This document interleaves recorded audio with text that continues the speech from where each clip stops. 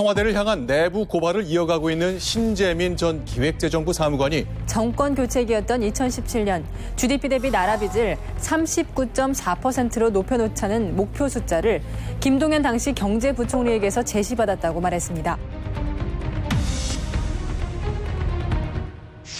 이 신재민 씨 같은 경우에는 이제 김태우 사무관과는 좀 결이 좀 다른 것 같아요. 이 공익제보자냐 이렇게 보기에는 좀 석연치 않은 게 좀 많다라는 겁니다. 왜냐하면 처음에 이제 등장하자마자 뭐 맥카딘가 어디 광고를 하고 정말 괜찮은 곳이구나. 확실히 다르더라고요.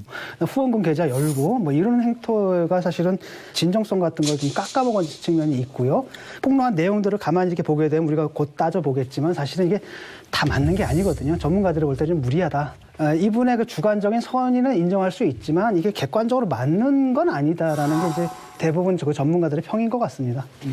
그런데 지금 이번에 이제 유튜브를 통해서 자기가 재직 시절에 있었던, 근데 자기가 보기에 문제 있었던 그런 것들을 밝혔습니다. 근데 이제 이 사람은 보니까 자기 소개를 하는데 지난번 대선에서 문재인 후보를 찍었고 또 촛불 집회에도 나갔고 자기가 공무원이 된 이유는 야학과 같이 어려운 사람들을 위한 세상을 바꾸기 위해서 이렇게 공무원이 됐기 때문에 이런 뭐 학원과 무슨 관련을 짓는 것, 이것은 좀 자기한테는 억울하다.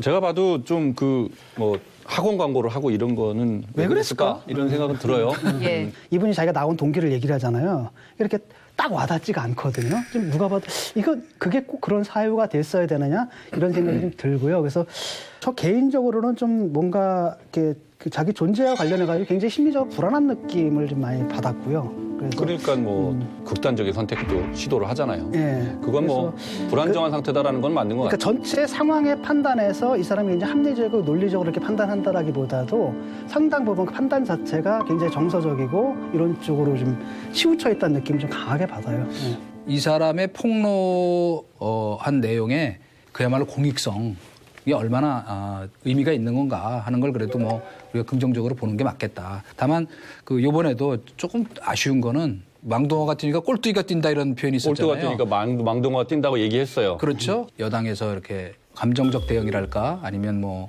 지난번 김태우 씨 때처럼 그 개인적인 뭐 여러 가지 이 행태나 이런 것까지 뭐 돈 벌려고 그랬다 뭐 그건 이제 인터넷에서 그러니까. 이제 인터넷에 아니죠. 열렬 돈 벌려고 지지자들이 그랬다고 우리 손혜원 의원인가 그분은 아예 노골적으로 이상한 사람으로 만들어서 비난을 퍼부었다가 이런 극단적인 사태까지 오니까 그걸 내렸잖아요. 그러니까 그런 대응들이 좀 적절치 않아 보였다. 그래서 두 가지 측면을 좀 지적을 드릴까 싶은데요. 형식이라는 게 있고 이제 내용이라는 게 있는데 내용이 이따가 이제 우리가 얘기를 하기로 하고요. 형식이라는 측면에서 현행 이제 공익신고자 보호법 저도 뭐 개정안을 냈어요. 권력기관까지 뭐 검찰이라든지 국정원이라든지 경찰, 감사원 뭐 기재부도 들어가겠네요 앞으로. 현재 현행법은 이런 데는 포함이 안 돼 있어요. 지금은 보건, 환경, 뭐 식품 이런 쪽에 이제 힘없는 부처와 관련된 부패 행위를 신고하는 방식. 근데 일단 형식적으로는 본인이 유튜브라는 방식으로 폭로를 했죠. 그래서 이 사안은 법률적으로는 공익신고자가 아닙니다. 다만 정치적 의미의 공익제보라고 얘기한다면 그럴 수도 있겠다는 생각을 합니다. 왜 그런 거 아니? 아까 우리가 좀 전에 다뤘던 김태우하고는 좀 다른 케이스는 맞아요. 조금 아쉽게 생각하는 것은 언론의 필터링, 소위 여과장치라는 것이 전혀 작동하지 않았다. 그렇지 않습니까? 심지어 여기에 자유한국당이 또 바로 뛰어들었어요. 행정고시를 합격한 초급 사무관 3년 근무했어요. 초급 사무관이 자기가 느끼는 국고채 발행의 어떤 주무사무관으로서 느끼는 문제와 기재부 안에서의 전체적인 위상과 또 청와대와의 관계와 뭐 이런 등등에서 문제의 의식을 느낄 수는 있어요. 그런 것이 정말 공론화를 통해서 아주 자유롭고 그리고 이성적으로 논의된 게 아니고 정치권으로 바로 올라오면서 정쟁의 대상이 된 것이 저는 대단히 아쉽다는 말씀을 드립니다. 자, 그러면은 그 논란의 중심이 된 게 이제 적자 국채 논란인데 네네. 그걸 조금 자세하게 좀 설명을 해주실까요? 그러니까 두 정리를 가지가 해서? 있죠. 적자 국채와 이제 소위 국채 상환의 문제가 있지 않습니까? 적자 국채라는 것이 그 당시 28조 원, 2017년도에 총 예정된 국채 예정액이 28조 원 남짓될 겁니다. 그중에 20조 원은 이미 발행했고 나머지 8조 천억인가를 더 발행할 거냐 말 거냐 관련해서 한 4조 정도는 발행을 해보자라는 얘기가 있었던 거예요. 그거 관련해서 이제 신재민 사무관은 안 된다는 입장이고 청와대 입장에서는 영향을 미쳤다는 얘기인데 여기서 중요한 것은 그 4조를 추가 발행을 하든 안 하든 그것이 전체 부채 비율 GDP 대비 이 국가 채무 비율에 0.2%밖에 영향을 못 줘요. 그래서 결정적으로 이 4조 국채 발행 여부가 크게 뭐 국가 채무 비율에 결정적인 영향 요소가 아니었다는 점을 말씀드리고 바이백 이라는 그 국채 상환의 문제거든요. 예. 그 문제도 이것은 두 가지 방법이 있어요. 하나는 완전히 그 국가가 남는 잉여 자본으로 그 상환하는 방법이 있고 새로 국채를 발행해서 기존 국채를 만료가 된 기존 국채를 없애는 방법이 있는데 이번에 시도한 거는 새로 국채를 발행해서 기존 국채를 없애는 거예요. 그러니까 똔똔이 되는 거예요. 국가 채무 비율에 아무 영향을 미치지 못하는 거예요. 그래서 이 문제는 왜 청와대가 왜 그 기재부에 영향을 못 미칩니까? 우리나라는 대통령제 중심 국가고요. 헌법에 대통령이 행정수반으로 되어 있고요. 당연히 청와대는 심지어 당정청 협의도 합니다. 당이 간섭한 것도 아니고 대통령을 대신해서 그 비서관이 얘기를 했다는 건데 신재민 그 사무관의 말에 의하더라도 할 수 있는 거예요. 우리나라가 뷰로크래스라고 그래가지고 관료 국가가 아닙니다.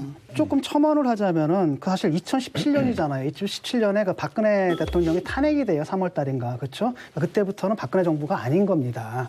그럼 사실 2017년에 부채 비율이 있다라고 하는 그 누구의 부채 비율이냐면 문재인 정부의 부채 비율인 거예요. 그러니까 사실 이분이 의구심을 갖고 있는 게 논리적으로 성립하기가 어렵다라는 겁니다. 예. 게다가 이제 그 지점에서 신재민 전 사무관이 당시로서는 세금이 꽤 많이 거쳐 있어서 적자 국채 추가 발행 명분이 크지 않았다 이런 주장을 하고 있거든요. 예. 예. 어쨌건 진행되고 있는 이 패턴이 국가 거대 권력이 한 미꾸라지고 꼴뚜기인지 모르겠지만 이렇게 대립하는 모습을 이제 국민들이 보면서 힘없고 약한 사람들이 무슨 생각을 갖고 이거를 폭로한 것인가 하는 그 근본적인 문제점에 대해서 꼭 짚어봐야 된다고 저는 생각을 합니다. 기재부 사무관이라고 하는 사람을 3년 차라 그래가지고 굉장히 우습게 생각하기 쉬운데 기재부는 매우 독특한 데예요.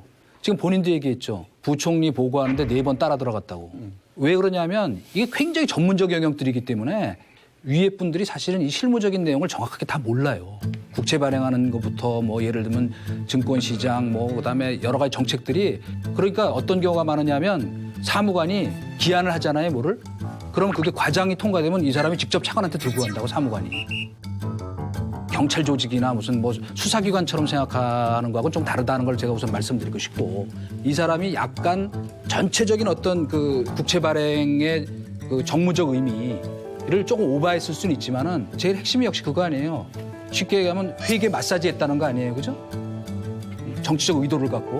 그러니까 그건 규명해 봐야 되는 거예요. 지금 우리 이수성님이 또 문재인 정부 때 5급 사무관 이렇게 표현하시는데 그게 아니죠. 이 사이에는 언론이 있죠. 언론이 맞죠? 가치 없는 걸 언론이 있고 이렇게 일반적으로 얘기할 수는 없죠. 그렇다면은 언론이 절대 가치입니까? 그건 아니죠. 언론이 있고요. 두 번째는 제1야당이 있습니다. 예. 물론이죠. 제가 아까 말씀드렸죠. 그 부분이 조금 더 절제되고 조금 더 중립적으로 이것이 전달이 됐더라면 훨씬 재밌는 공론화의 가능성이 있었다고 저는 생각을 해요. 네. 근데 그 부분이 빠진 것이 아쉽고요. 두 번째, 공익신고자 보호법상에서 공익신고를 통해서 그 신고자를 보호해주면서 이것을 권장하는 것은 절차와 형식과 내용적으로는 부정부패와 관련된 일입니다. 근데 이 사안은 정책적 사안입니다. 안 그렇습니까? 물론이죠. 예. 적자 국채를 발행할 거냐 어떨 거냐. 바이백이라는 걸 통해서 소위 국채 상환을 어떤 방식으로 할 거냐와 관련된 정책적 판단 기능과 관련해서 청와대와 혹은 어떤 대립이 있었던 거예요. 이것이 부정부패와 관련이 없는 겁니다. 두 번째는 이게 본인 표현은 강요라고 표현했습니다. 강요는 폭력과 협박을 수반하는 거예요. 그거 없지 않습니까? 세 번째는 이것이 직권남용이 되려면 의무 없는 일을 시켜야 되는데 그런 일이 아니지 않습니까? 김동연 경제부총리가 지금 와서 또 새 부총리께서 하신 말씀처럼 이것은 전체적인 정책과 관련돼서 조율되는 과정의 일환이었지 최종적으로는 적자 국채는 발행되지 않았고 바이백은 실현되지 않았습니다. 강요와 뭐 이렇게 표현을 쓰는데 제가 보기에는 예, 그건 좋습니다. 너무 근데 이 말씀만 그럼 제가 예. 이제 반론을 펴고 싶은데 그렇다면 저는 이번에도 그 정부 여당이 국민들과 지금 그 언론에서는 달을 가리키는데 손가락을 쳐다보는 거라고 제가 감히 얘기하고 싶어요. 뭐냐? 지금 벌어지고 있는 이 사안의 핵심은 소위 청와대 정부. 이 정부 들어서서 헌정사상 이렇게 청와대가 모든 거를 좌지우지하고 하는 정부가 없다는 얘기가 또 나올 정도로, 그리고 이 사람이 촛불 자기도 나갔었는데 의구심을 느꼈다는 게 그거 아니에요.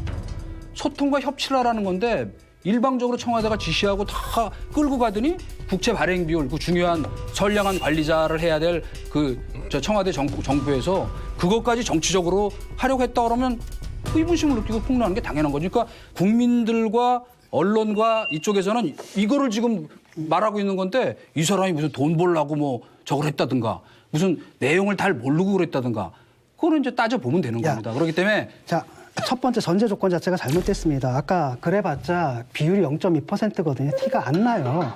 그다음에 4조 원 적자 국채 추가 발행해봤자. 예. 그다음에 2017년입니다. 어차피 박근혜 정부 걸로 잡히는 게 아니라 문재인 정부 걸로 잡히게 돼 있는 거니까 일단은 그런 의혹의 전제 조건 자체가 성립이 안 되는 겁니다. 그다음에 그 당시 상황이 어떤 건지 한번 봅시다. 초과 세수가 발생했잖아요. 초과 세수가 발생했던 건 뭐냐면은 확장 재정을 해야 할 때 사실상 긴축재 재정을 해왔다는 거예요. 기재부에서 보수적인 예산 편성으로.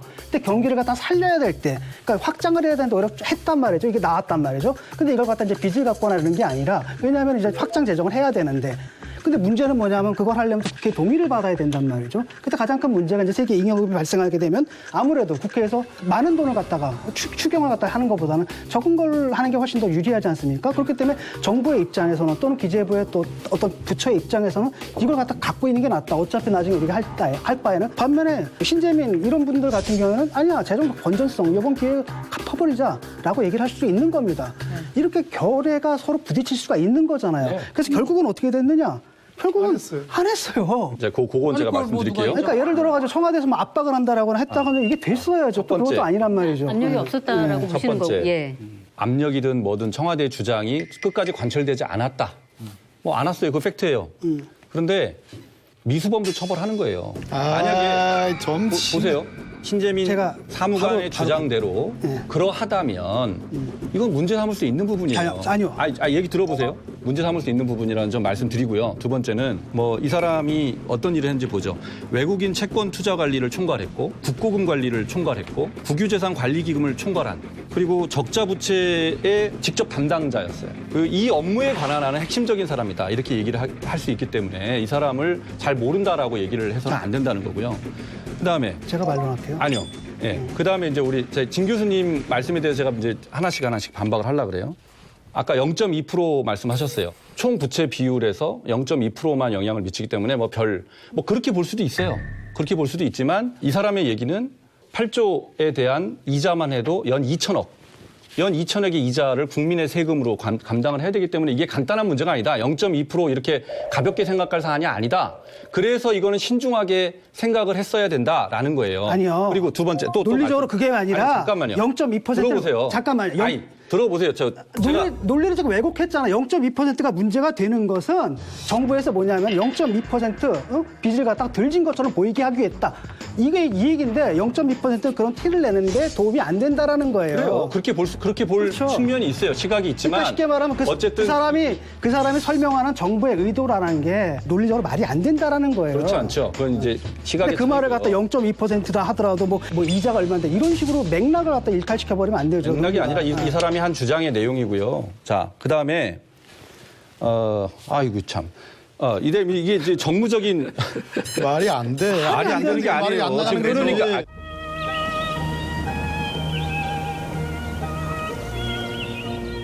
신재민 사무관의 개인적인 생각이다라고 얘기하시지만 그게 아니고 청와대하고 기재부하고 충돌하는 문제였다고요. 있을 수 있어요. 언제든지. 그렇죠. 있을 수 있어요.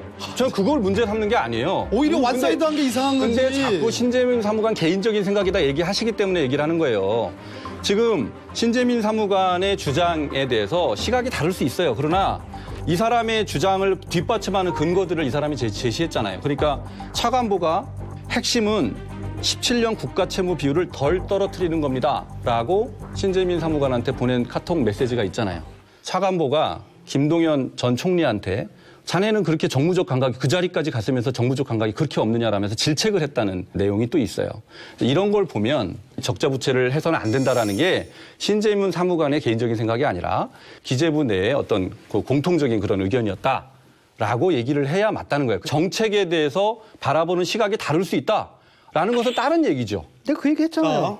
그 얘기를 하는 거예요. 아까 내가 얘기했잖아요. 청와대는 정무적 판단할 수 있고 기재부는 심리적 판단할 수 있다. 기재부 내에서도 예산실과 국고계획 생각이 다를 수 있다. 제1차관, 제2차관이 다를 수 있다. 그 얘기예요. 지금 문제는 뭐냐면은 기재부에 있는 모든 사람들이 그러면 신재민과 같은 생각을 하고 있을까? 저는 그건 아니라고 봐요. 적자 부채를 하느냐 아닌 이건 정책적인 문제예요. 그러니까요. 정책적인 문제예요. 그 동기가 말이죠. 네. 정권의 평가를 우호적으로 만들기 위해서 말하자면 이제 이게 분식회계 같은 거예요. 그러니까. 그렇게 이제 2천억의 추가 부담을 하면서 하는 게 옳으냐라는 비판적인 시각이 있을 수 있는 거라고요. 이제 그거는 확인을 해봐야 돼요. 자, 입증하기는 쉽지 않을 제가 거예요. 아까도 얘기했듯이 급급하게 0.2%는 그런 눈에 보이는 현전 효과라는 게 하나도 없을 뿐더러 그렇게 단정하시면 안 된다는 아니, 거예요. 그런다 하더라도 2017년은 누구 예산이냐라는 거예요. 누가 그걸 갖다 박근혜 예산이라고 봐요. 문재인 정부 예산이라고 보는 거죠. 그다음 또 하나 아까 미수범이라고 말씀하셨죠. 미수범이다라는 것은 해서는 안 될 일을 갖다가 억지로 그 얘기는 시켰을 제가 때 좀